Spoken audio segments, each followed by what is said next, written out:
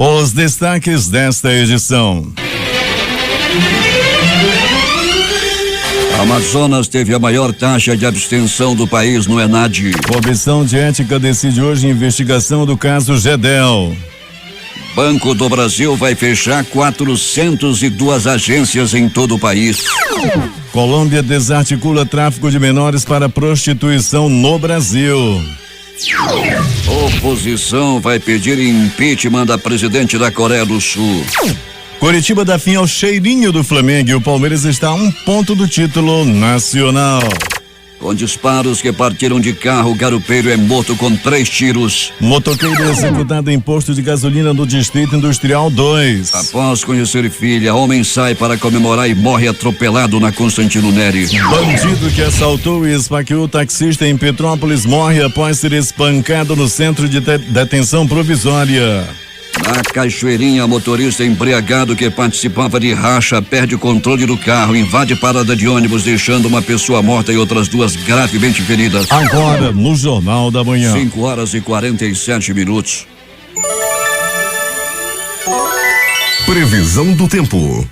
Manaus amanhece de tempo instável, com chuva e trovoada. O Climatempo está prevendo 18 milímetros de precipitação pluviométrica. A temperatura, que é de 24 graus no momento aqui no sítio histórico da cidade, terá máxima de 33 graus. A umidade do ar é de 73%. Os ventos estão calmos, com 5 km/h de velocidade. Apesar do mau tempo, segundo o Infraero, o aeroporto Eduardo Gomes opera no momento sem restrições para pousos e decolagens. Hoje é segunda-feira, 21 de novembro. É o 325º dia do ano. Faltam 40 dias para terminar 2016. Dia da apresentação de Nossa Senhora. Comemoramos ainda o Dia Nacional da Homeopatia, Dia Nacional do Compromisso com a Criança, o Adolescente e a Educação e Dia Mundial da Televisão. Registros da história. Fatos acontecidos nesta data. 1753, Nossa Senhora do Rosário aparece no Rio Potiguara, em Natal, no Rio Grande do Norte, e instituição da festa da gloriosa e excelsa Nossa Senhora da Apresentação. 1823 era editada a primeira lei de imprensa com rigorosos dispositivos de censura. 1964, Pelé marca seu recorde de gols numa só partida. 8 gols no jogo, Santos 11, Botafogo de Ribeirão Preto 0. 1986, decretado o Plano Cruzado 2, que ainda dá muita confusão até hoje. 5h48. Sejam bem-vindos ao Jornal da Manhã. Bom dia, Eduardo. Bom dia, Paulo. Como parte das ações integradas para combater assaltos em linhas de ônibus em Manaus, a Secretaria de Segurança Pública realizou na noite de ontem mais uma operação Transporte Seguro em bairros da Zona Leste de Manaus. A Secretaria Executiva Adjunta de Operações Integradas coordenou as ações nos bairros Jorge Teixeira, São José, Zumbi, Terra Nova e Itarumã. De acordo com o coordenador de operações da CEAOP, Paulo Martins, a Zona Leste é um dos locais com maior incidência de assaltos a transporte coletivo na capital. Locais com grande circulação de passageiros foram escolhidos para as blitz. A primeira parada da operação foi no bairro Jorge Teixeira. Ruas da cidade. Alberto Pellegrini, bom dia. Bom dia Paulo Guerra e ouvintes do Jornal da Manhã. Pellegrini, teto baixo, visibilidade que não é das melhores, motoristas devem se acautelar ao dirigir nas ruas da cidade, aquaplanagem, chove. Verdade, Paulo Guerra, o que estamos fazendo nesse momento, eu que dirijo a nossa unidade externa, nosso carro de jornalismo, Paulo, nós estamos nesse momento, Alameda Costa de Ferreira, em direção ao Distrito Industrial 2. Chove nesse momento, pista molhada e o motorista tem que ter muito cuidado realmente, Paulo. Aquele farol baixo ligado, a frenagem tem que ser com maior cuidado, com certeza, e como você falou, Paulo, teto muito baixo, nuvens escuras, ainda muita chuva pode ocorrer nessa área onde nós estamos nos deslocando nesse momento. Portanto, a visibilidade está prejudicada. Pellegrini, imagina que você vai até o local onde um motoqueiro foi morto ainda há pouco em um posto de gasolina. Seria um acerto de contas, Alberto? Pois é, Paulo Guerra, nós vamos saber já desses detalhes, como você bem nos orientou, para nos deslocarmos até o local desse fato, desse crime, que ocorreu agora há pouco, viu, Paulo? Nós no primeiro momento já conversávamos aí na madrugada, logo depois nos chegou essa informação, depois nós confirmamos essa informação e vamos agora em busca de mais detalhes desse crime que ocorrera no Distrito Industrial 2, quando o motoqueiro parava sua moto para abastecer e um carro misterioso parou ao lado da moto e uma das pessoas que estavam nesse carro atiraram até matar o motoqueiro, que morreu na hora. Os motoqueiros sempre matam alguém, mas agora foi diferente nas últimas horas. Um motoqueiro também foi o garupeiro, que ia numa motocicleta na garupa e de repente um carro emparelhou com a motocicleta. E o que aconteceu, Alberto Pellegrini? Daí, Paulo Guerra, o garupeiro caiu, e já caiu sem vida, já caiu da moto, já caiu sem vida, com 3 balaços pelo corpo. O que estava pilotando a moto é aquele negócio, que gato escaldado tem medo, né? Pegou a moto, já estava em cima mesmo, acelerou mais e pegou o rumo ignorado. Não se sabe também nem onde está o companheiro dele que morreu, o companheiro que fugiu na moto. O carro também, Paulo, trata-se de um mistério até o presente momento. Não se sabe de onde veio, ninguém sabe a placa do carro, nem tampouco quem foi que matou esse garupeiro na Avenida Itaúba, no bairro Jorge Teixeira. De repente uma mulher apareceu com uma criança e apresentou a um homem: esse aqui é seu pai. E o que aconteceu depois, Pellegrini? Ele ficou alegre?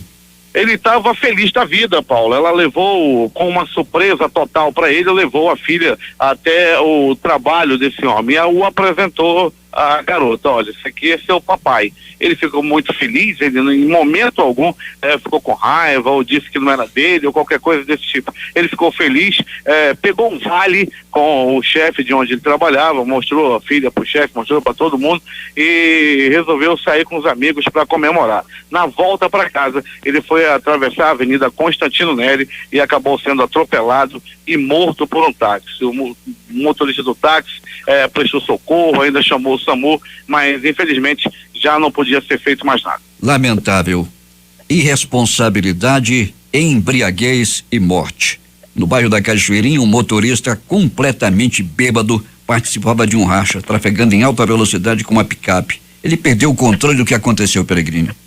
Ele perdeu o controle do carro em altíssima velocidade, como você bem colocou, Paulo Guerra, invadiu uma parada de ônibus, matou uma mulher, Dona Zilda, 46 anos de idade, matou a mulher esmagada nas rodas do carro. Outras 2 pessoas ainda foram imprensadas entre um muro e um carro, e esse carro que vinha desgovernado, e ficaram gravemente feridas, corre inclusive com sério risco de morte, viu, Paulo? Essas outras 2 pessoas que saíram feridas no acidente. O motorista, que nós chamamos o nome e vamos divulgar daqui a pouco, já foi preso, foi levado ao Instituto Médico Legal para fazer exames de corpo de delito. Já teria aparecido algum advogado para soltá-lo, Alberto Pellegrini? Ah, com certeza, Paulo Guerra, com certeza, com certeza já apareceu aí advogados e etc., para ver o que realmente aconteceu. Paulo, nós estamos chegando nesse momento no posto de gasolina onde ocorreu um homicídio, onde ocorreu agora há pouco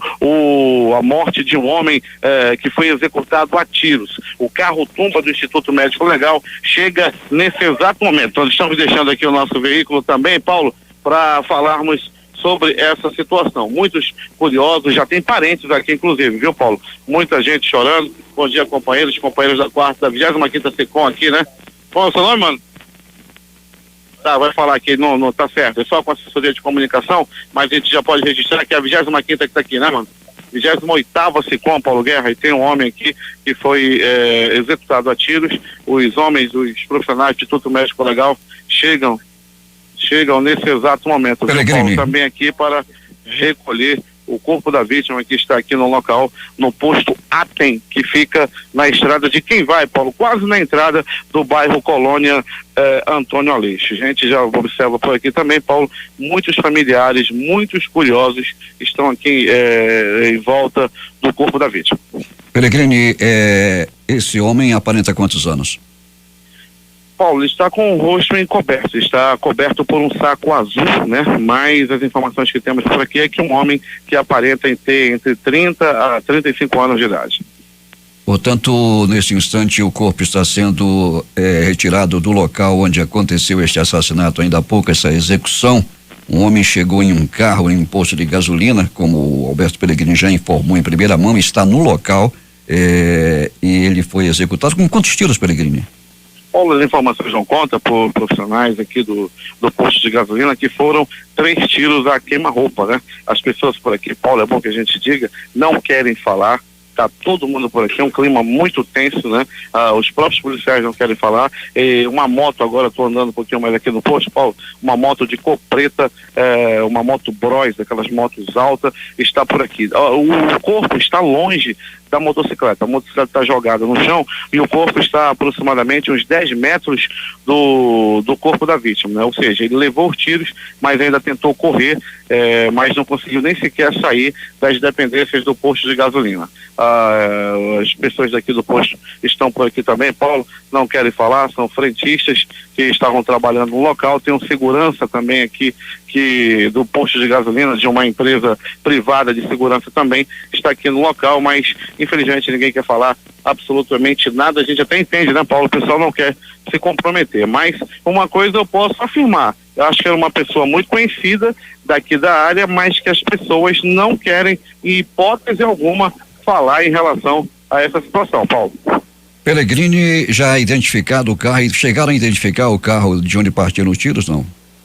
Não, Paulo, trata-se de um carro de cor preta, essas são as primeiras informações que chegaram até aqui, mas não se tem placa, se tem, não passaram ainda até o presente momento a ninguém. O carro do Instituto Médico Legal está no local, Paulo, entretanto aguarda o Departamento de Perícia Técnica, que já está também chegando aqui ao local. Após os procedimentos de perícia, é que o corpo poderá ser removido para o IML. Alberto Pellegrini, câmera de segurança tem aí no posto?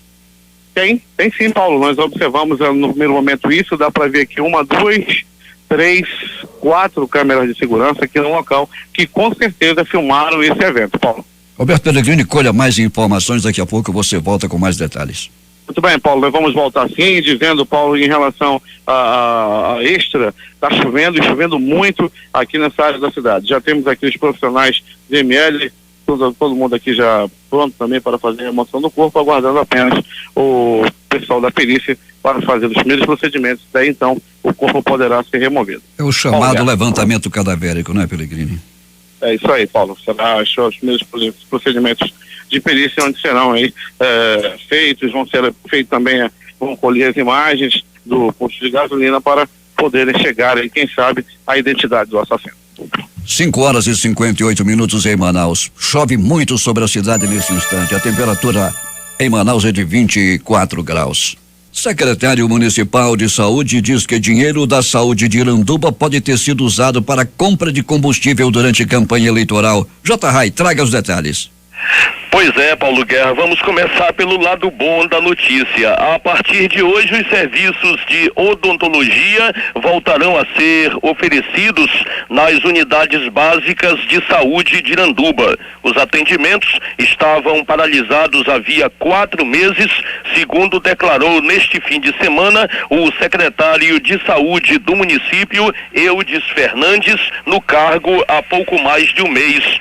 Bem ao seu estilo polêmico, o secretário abriu o verbo. Em uma entrevista a uma emissora local, falou das dívidas astronômicas encontradas, disse que a Censa não tem dinheiro para comprar remédio, revelou que comprou R$2.000 de material de laboratório com o cartão de crédito da própria esposa e insinuou que o dinheiro da saúde pode ter sido utilizado para outros fins, inclusive para financiar combustíveis durante a campanha eleitoral passada. O secretário Eudes Fernandes também acusou o Conselho Municipal de Saúde de ser omisso na fiscalização e acrescentou que a presidente do órgão, Darlene Soares, só denunciou esses absurdos ao Ministério Público depois de ficar sabendo que ele estava elaborando um relatório das irregularidades. A presidente Darlene Soares rebateu as declarações do secretário de Saúde e disse que o Conselho nunca é chamado para participar das decisões sobre o setor, só fica sabendo depois pelas redes sociais. O ex-secretário de Saúde, Marcos Coelho, e a prefeita Madalena de Jesus ainda não se pronunciaram a respeito das declarações do secretário da Censa, Eudes Fernandes. Mudando de assunto para encerrar, Paulo Guerra, o Tribunal de Contas do Estado, através da Escola de Contas Públicas, inicia hoje aqui em Iranduba um curso para orientar agentes públicos sobre as principais falhas de um projeto básico e na fiscalização de obras públicas. O curso é gratuito, terá duração de 1 semana e será ministrado das 8 às 13 horas no auditório da Prefeitura. Quem ainda não se inscreveu pode fazê-lo daqui a pouco, antes do início das aulas. J. Rai para o Jornal da Manhã. 6h07 em Manaus. J. Rai esqueceu de falar, mas chove muito também em Iranduba nesta manhã. Aqui, assim como aqui em Manaus, onde chove forte. A temperatura é de 24 graus. Com a finalidade de capacitar os técnicos e coordenadores dos programas estaduais de controle da malária, a Fundação de Vigilância em Saúde do Amazonas, órgão vinculado à Secretaria de Estado da Saúde, realiza a capacitação no novo sistema de informações de vetores malária de hoje até o dia 25, durante todo o dia, no auditório da instituição. De acordo com o diretor-presidente da FVS, Bernardino Albuquerque, o treinamento busca capacitar tecnicamente os gestores de informação da Amazônia e também dos distritos sanitários especiais indígenas, os DC. A Fundação Alfredo da Mata realiza de hoje, de 8 às 17 horas, no auditório Damião Litaif, sede da FUAM, o primeiro simpósio de infecções sexualmente transmissíveis do laboratório à clínica. O evento é aberto ao público. O primeiro simpósio de infecções sexualmente transmissíveis na Fundação reunirá pesquisadores e profissionais da área para discutir temas relacionados a 5 infecções sexualmente transmissíveis. A Fundação Centro de Controle de Oncologia do Estado, unidade vinculada à Secretaria da Saúde, realiza no próximo dia 26, sábado, na sede da instituição, no Dom Pedro,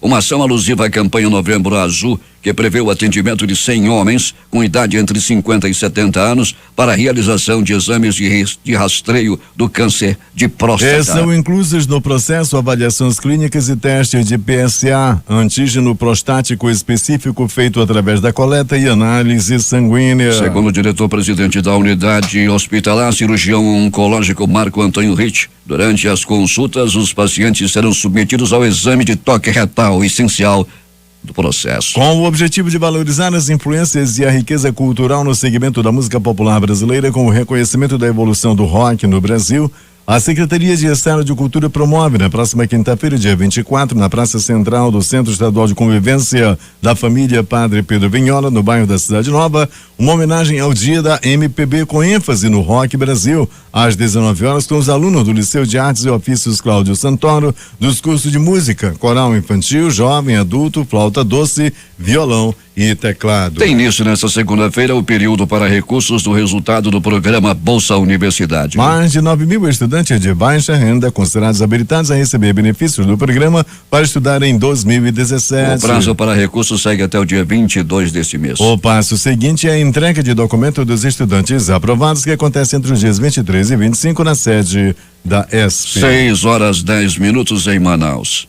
A Câmara de Dirigentes Lojistas realiza até 30 deste mês a 10ª edição da campanha Limpe Seu Nome, limpe seu crédito e faça seu nome brilhar, que tem como objetivo gerir modalidades para que o consumidor quite dívidas e recupere seu crédito com o mercado lojista da cidade. Segundo a CDL, cerca de 50.000 pessoas devem limpar o nome nesta edição. De acordo com o presidente da CDL Manaus, Ralf Assayag, esta edição pode superar anteriores quanto ao número de negociações, mesmo com a crise econômica. O consumidor pode negociar dívidas procurando a empresa credora ou entrando em contato com a CDL Manaus, caso não saiba em qual estabelecimento está negativado. Mais de 2.000 moradores da Vila Vila de Lindóia, comunidade a 86 quilômetros de Itacoatiara e a 176 quilômetros de Manaus, fecharam acesso pela rodovia estadual AM10 por volta das 4 da tarde de ontem, em protesto pelos serviços precários de saúde. Uma barricada de pneus em chamas foi utilizada para bloquear a estrada e causou um grande congestionamento. Conquistas, luta por igualdade e combate ao racismo foram celebrados pela comunidade negra de Manaus neste domingo, Dia da Consciência Negra, no Quilombo Urbano, no Barranco de São Benedito, no bairro da Praça 14 de Janeiro, com danças, feijoada, roda de capoeira e samba, além de pinturas e artesanato. A festa, que já é tradicional no bairro, teve neste ano o objetivo de não destacar o sofrimento dos negros, mas sim as conquistas, realizações e a resistência da comunidade afrodescendente. De acordo com o presidente das crioulas do Quilombo de São Benedito, Keila Fonseca, o evento na comunidade já é comemorado há 6 anos. A líder das crioulas do Quilombo afirma que as pessoas não devem apenas lembrar dos negros no dia 20 de novembro, pois a luta é incessante por melhorias de políticas que respeitem a diversidade. Em sala comum, desde o dia 17 deste mês, o médico Mohamed Mustafa retornou para o Comando de Policiamento Especial CPE no bairro Dom Pedro, onde está em uma cela especial. A transferência foi realizada na noite de sábado e autorizada pela juíza federal plantonista Rossana dos Santos Tavares. O Pleno do Tribunal de Contas do Estado do Amazonas, TCAM, aprecia nesta segunda-feira, a partir das 10 horas, 38 processos na 40ª sessão ordinária de 2016, entre eles 13 representações, 4 prestações de contas e 15 recursos de revisão, reconsideração e ordinário. O Instituto Nacional do Seguro Social, INSS, no Amazonas, vai começar a processar as solicitações do seguro-defeso na próxima quarta-feira. Os benefícios que forem liberados já devem começar a ser pagos em 20 de dezembro. Até a última sexta-feira, o órgão havia recebido 40 mil solicitações de pescadores para ter acesso a esse benefício. As informações são do gerente executivo do INSS do Amazonas, Crisares Santana. O Amazonas teve a maior taxa de abstenção no Exame Nacional de Desempenho de Estudantes ENAD 2016 do país. Segundo dados do Instituto Nacional de Estudos e Pesquisas Educacionais Anísio Teixeira, o INEP. A prova foi aplicada neste domingo. O exame teve a participação de 90,7% dos inscritos e registrou a menor taxa de abstenção para o primeiro ciclo avaliativo, que compreende as áreas de saúde, ciências agrárias e áreas afins. A abstenção foi de 9,3% contra 14,1% em 2013 e 19% em 2010, isso em termos de Brasil. No total, 195.859 concluintes de curso de graduação de 18 áreas fizeram as provas ontem, domingo, dia 20, segundo o INEP. Aqui no Amazonas foram 4.725 inscritos. Desse total, 3.772 fizeram a prova e 953 faltaram ao exame. O estado aparece com índice de abstenção 20,2%, a maior do país. Roraima 14,3% e Pernambuco 13,4% aparecem na sequência. Rio Grande do Sul teve o menor número de ausentes, 6,1%, seguido de Rondônia 6,2% e Ceará 6,4%. As maiores abstenções foram em tecnologia de gestão ambiental, 23,1%, e tecnologia em radiologia, 17,5%. Entretanto, medicina registrou apenas 1,9% de ausentes e odontologia 4%. O gabarito das questões objetivas será divulgado nesta quarta-feira, dia 23. 6h18 em Manaus, que enfrenta nesse instante uma forte chuva com trovoada. E dentro da previsão da meteorologia hoje, através do clima-tempo, de 18 milímetros de precipitação pluviométrica. Este índice de 18 milímetros deve ser ultrapassado, já que a chuva é muito forte e já chove em algumas partes da cidade desde o início da madrugada. A temperatura aqui no sítio histórico da cidade, no momento, é de 24 graus. 6h19. Polícia. O interno do Centro de Detenção Provisória Masculino Diego Xavier Teixeira morreu na madrugada de ontem, vítima de agressão. O homem foi preso no dia 15 de novembro, suspeito de esfaquear um taxista no bairro de Petrópolis, na zona sul de Manaus. De acordo com a Secretaria de Estado de Administração Penitenciária, detentos da unidade prisional agrediram a vítima há 3 dias. O detento sofreu agressão na quinta-feira. Na ocasião, ele foi socorrido e conduzido ao hospital e pronto-socorro João Lúcio. No local, Diego Teixeira voltou para a unidade prisional, onde foi alojado na enfermaria e morreu durante a madrugada. A vítima deu entrada no CDPM dia 16 de novembro, preso por tentativa de homicídio a um taxista. A SEAP não soube informar os motivos dessa agressão. Ainda de acordo com a secretaria, o órgão agora trabalha para identificar os autores do crime. Diego Xavier Teixeira foi preso junto com a companheira, suspeito de esfaquear um taxista de 60 anos. O crime ocorreu no dia 14, último deste mês. Alberto Pellegrini e o motociclista que foi morto ainda há pouco num posto de gasolina já foi identificado? Ainda não, Paulo Guerra, ainda não foi identificado, ele está sendo removido nesse momento, o carro já está em deslocamento para a sede do Instituto Médico Legal. Eu falo do carro Tumba, os primeiros procedimentos de perícia acabaram de ser feitos, Paulo Guerra, aproximadamente 4 minutos atrás, e o corpo já no carro Tumba do IML, inicia deslocamento nesse momento para a sede do Instituto Médico Legal. Não portava documentos a vítima, Pellegrini? Portava, Paulo, portava sim, mas documentos esses de posse dos peritos que deverão ser divulgados tão somente lá na área, lá na hora, lá no Instituto Médico Legal, daqui a pouco, Paulo. Em meio a muita chuva, em meio a um clima muito tenso, os peritos, os profissionais que estavam no local preferiram não conversar com a imprensa. Pellegrini, então vamos aos acontecimentos do final de semana. Um balanço do que aconteceu e as mais recentes notícias da noite e madrugada.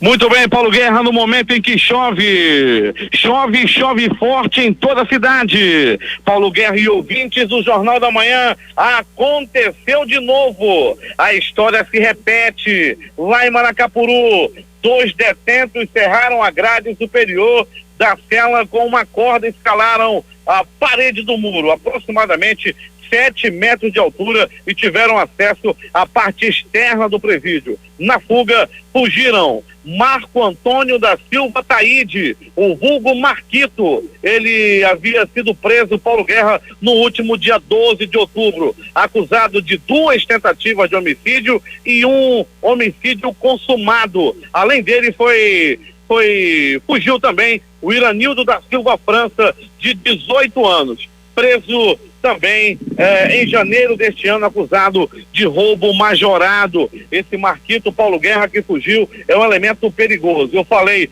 2 tentativas de homicídios, não, foram 3 tentativas de homicídio e um homicídio consumado, um elemento da mais alta periculosidade, cerrou as grades do município, lá do presídio de município de Manacapuru, e acabou fugindo. Lá no presídio de Manacapuru é mais fácil você fugir do presídio do que de uma mulher ciumenta. Lá em Manacapuru dá para fugir, que é uma beleza. Os detentos fogem, que é uma beleza. E a gente, né, Paulo, não consegue fugir das garras de uma mulher ciumenta. O negócio está tão frouxo que uma mulher ciumenta prende melhor do que a delegacia lá no município de Manacapuru. A polícia prendeu Sebastião Amaral Pinto, 50 anos. Ele esfaqueou a própria esposa no bairro da Compensa. O cheirinho de quem estava sendo passado para trás. O cheirinho de galho, o cheirinho de chifre fez com que o Sebastião esfaqueasse a própria esposa. Ele é flamenguista, cheirinho de hepta ele não sente mais não. Mas o cheirinho do Magalhães, ele estava sentindo, Paulo Guerra, e resolveu covardemente esfaquear a própria esposa. 2 bandidos, um de 23, outro de 25 anos, foram presos no bairro Lagoa Azul. A Polícia Militar, a Secretaria de Segurança estavam com patrulhamento na área e viram 2 homens de mochila em atitude suspeita. Feita a abordagem, cada um tinha 500 gramas, ou seja, meio quilo de maconha dentro das bolsas. Eles foram presos na ação da Polícia Militar e também da Secretaria de Segurança. Uma mulher de 19 anos foi presa ao tentar entrar na unidade prisional do Puraquequara com uma grande quantidade em droga. Paulo Guerra, ela fez uma barra uma barra de droga para colocar em suas partes íntimas. Meu amigo, Deus me defenda, guarde. Pense no negócio grande. E ela estava tentando entrar na unidade prisional do Puraquequara com essa droga. Meu amigo, eu não sei como é que ela levava. É a famosa mulher container que estava entrando com aquela droga, estava tentando entrar com essa droga na unidade prisional do Puraquequara. Aproximadamente uns 40 centímetros de comprimento da grossura de uma lata de leite moça. Meu amigo, Deus me defenda. Ela tentava entrar com essa droga na unidade prisional do Puraquequara e foi contida a mulher container.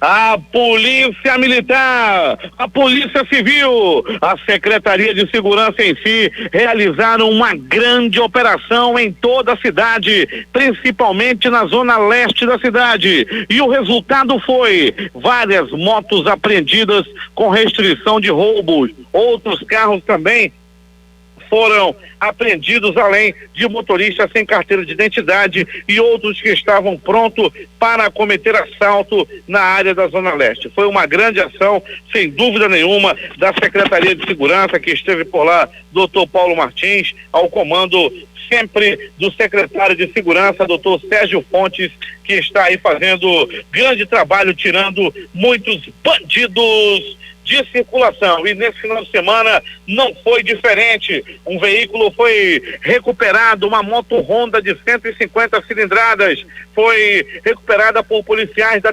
13ª SICOM. Os policiais da 18ª SICOM também recuperaram uma motocicleta. Outra moto que foi recuperada, uma Yamaha de 150 cilindradas, foi localizada, foi recuperada por policiais da 30ª SICOM. Grande trabalho aí da Secretaria de Segurança durante o final de semana. E com isso, a criminalidade diminuiu, mas diminuiu muito na cidade, a exemplo do que vem acontecendo também em todas as épocas do ano. Esse ano já tivemos aí uma diminuição de 25% no número de homicídios em relação ao ano passado.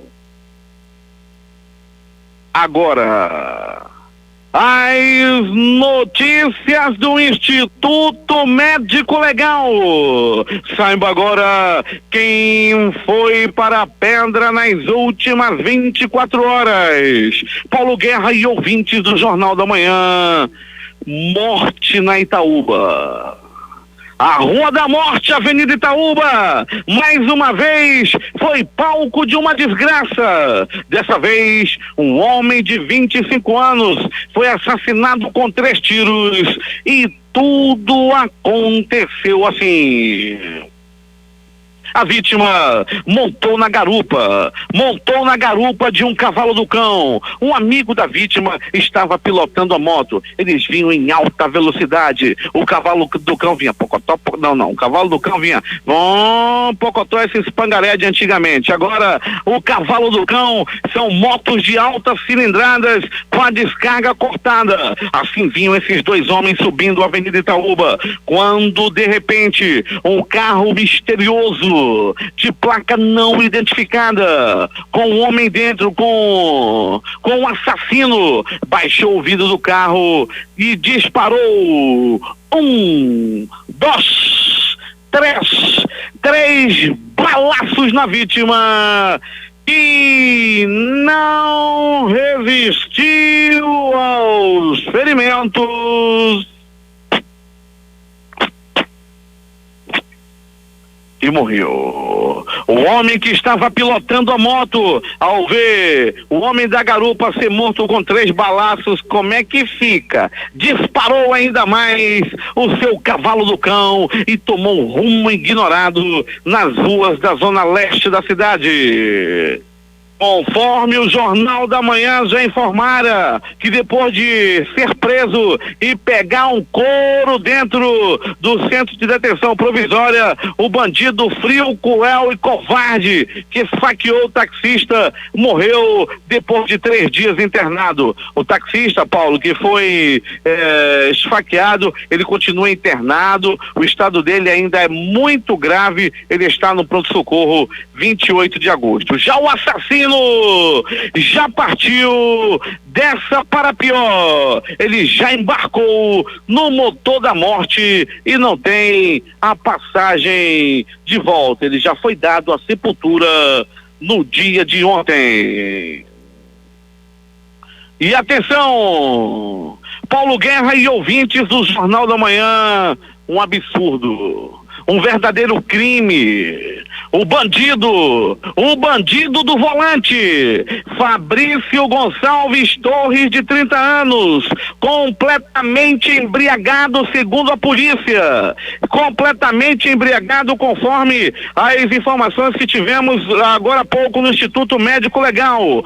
Ele dirigia um carro em altíssima velocidade, de repente ele estava num racha com outro carro, de repente ele perdeu o controle do veículo, invadiu uma parada de ônibus, atropelou gravemente 2 pessoas e matou a dona Zilda Amorim de Oliveira, de 46 anos de idade. A dona Zilda, a exemplo das outras 2 pessoas que estão gravemente feridas, entre a vida e a morte do pronto-socorro. As 2 vítimas são 2 pais de família que estavam lá naquele momento com os filhos e as esposas chorando muito, estão ainda no pronto-socorro apreensivos. O estado de saúde das 2 pessoas atropeladas é gravíssimo, tudo por conta da irresponsabilidade do Fabrício Gonçalves Torres.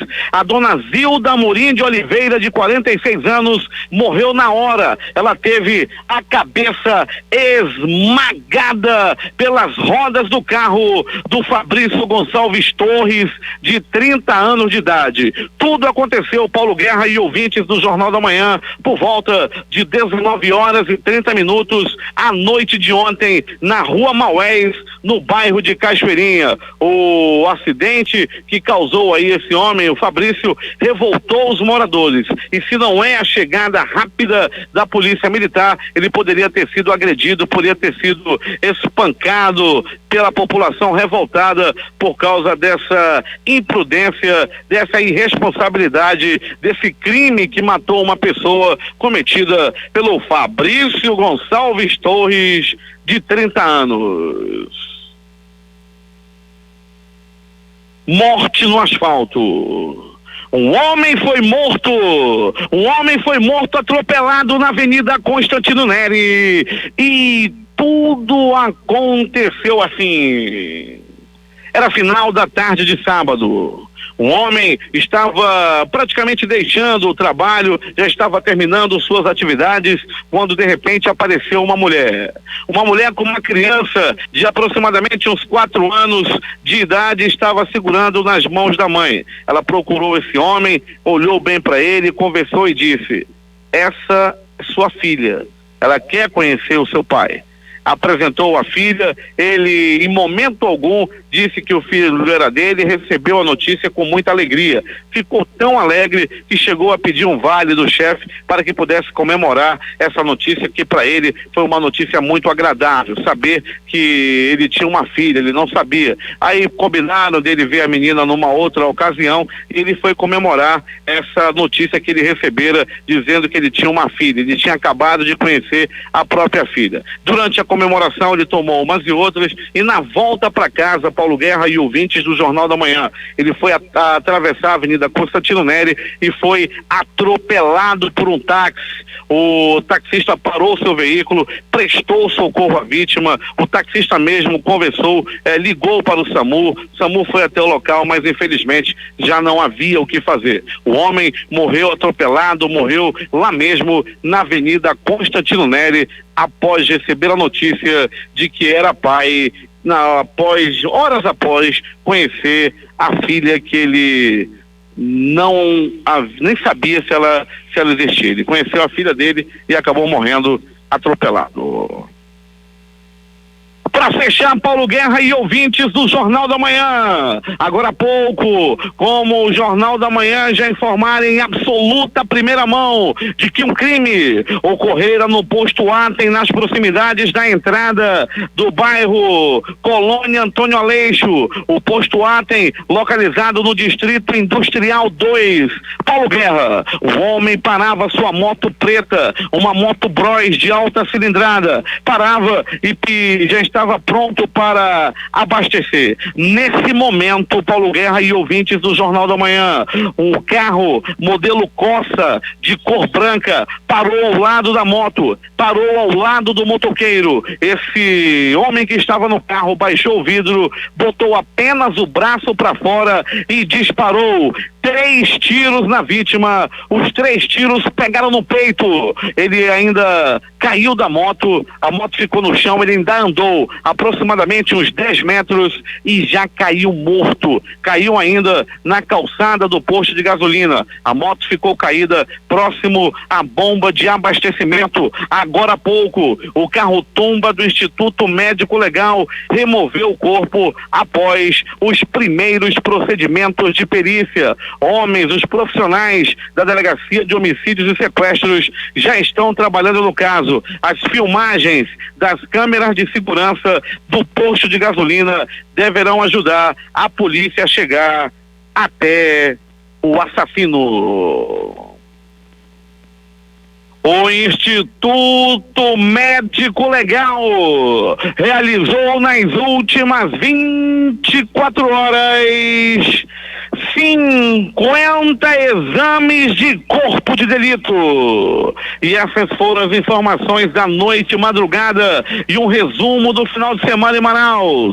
A reportagem foi de Alberto Pellegrini para o Jornal da Manhã. Esportes.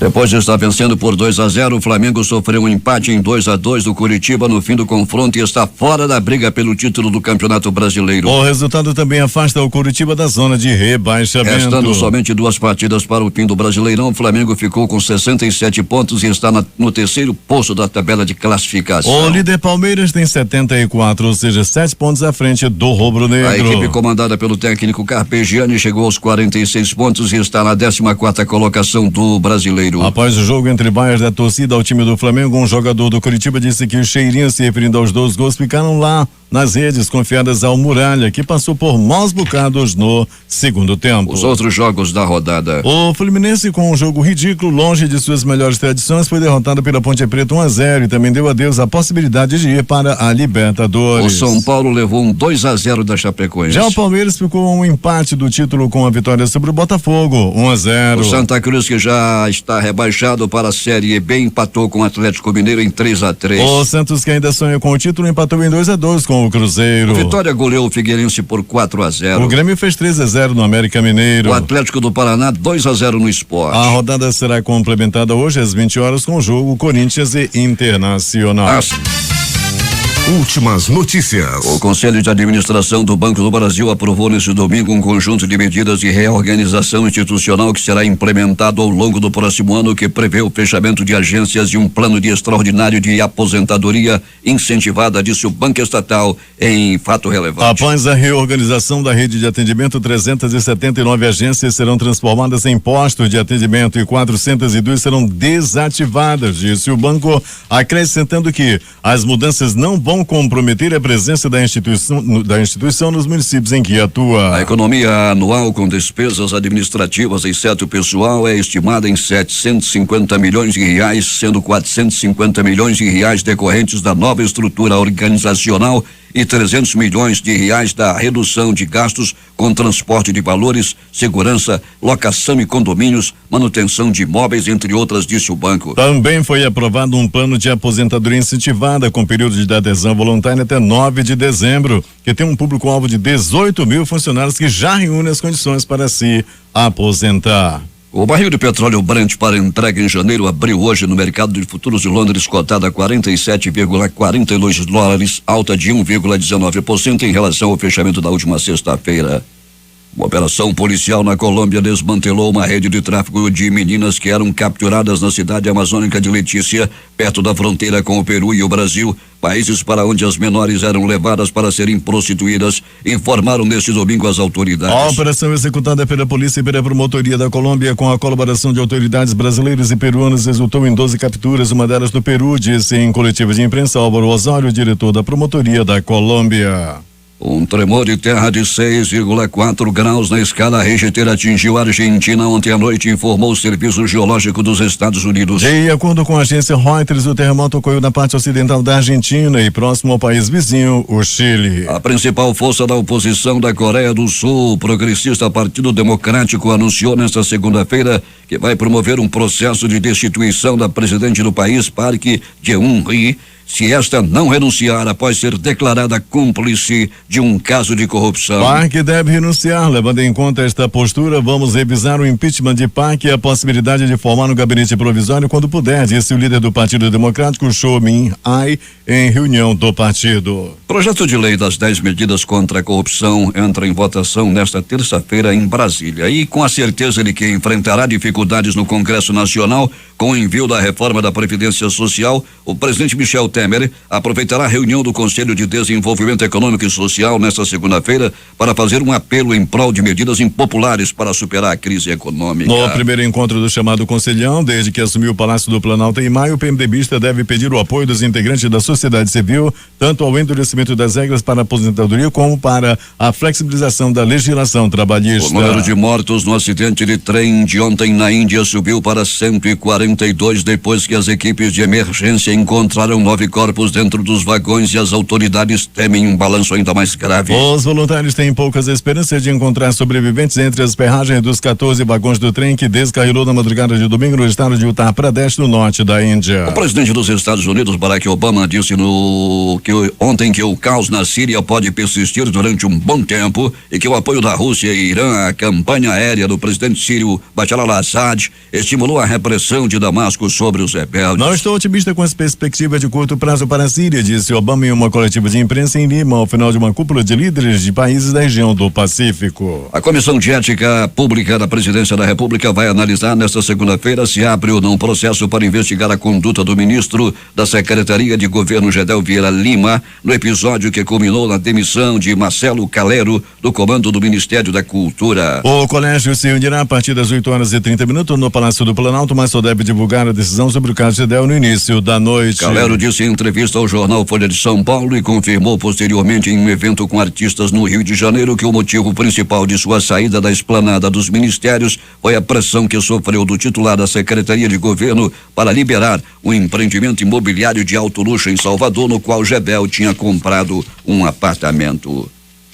O juiz federal Sérgio Moro, responsável pelos processos da Lava Jato na primeira instância, começa a ouvir a partir de hoje as primeiras testemunhas de acusação do processo que tramita na Justiça Federal do Paraná contra o ex-presidente Luiz Inácio Lula da Silva. A ação envolve o caso da compra e reforma do triplex em Guarujá, no litoral de São Paulo. A audiência começa a partir das 14 horas. As testemunhas que serão ouvidas nesta segunda-feira são o ex-empresário Augusto Mendonça, os ex-dirigentes da Camargo Corrêa Dalton Avancini e Eduardo Leite, o senador Cassaro Delcídio do Amaral, sem partido, do Mato Grosso do Sul. O juiz aceitou o pedido da defesa de Lula, que é réu na estação, e o dispensou de participar das audiências. Destaques de capa dos principais jornais do país nesta segunda-feira. Tribuna da Bahia. Marcelo Calero voltou a acusar Gedel Vieira Lima de pressioná-lo. O Globo, Rio de Janeiro. Emoção marca velório coletivo de policiais que morreram em queda de helicóptero. Folha de São Paulo. BB anuncia plano para aposentar 18 mil funcionários, fechar 402 agências e economizar 750 milhões. O Estado de São Paulo. Acidente de trem na Índia mata ao menos 120 pessoas. Esse número já aumentou para 146. Correio Brasiliense. Garotinho passa por angioplastia e recebe implante de stent. Valor econômico. Oi estuda fusão com Sky e TIM, mas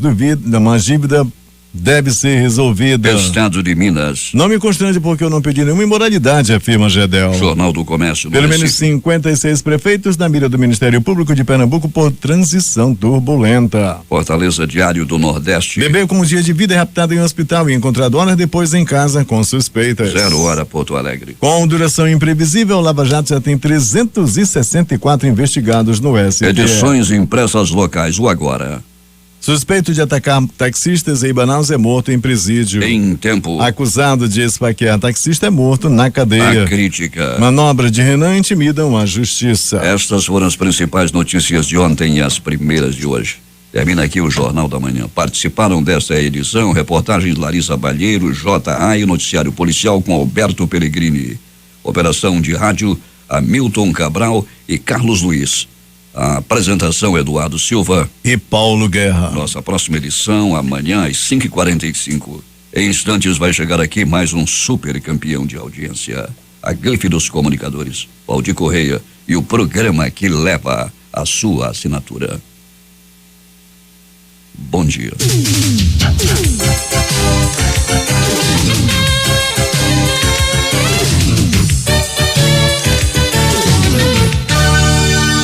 Hora certa. 6h53 em Manaus.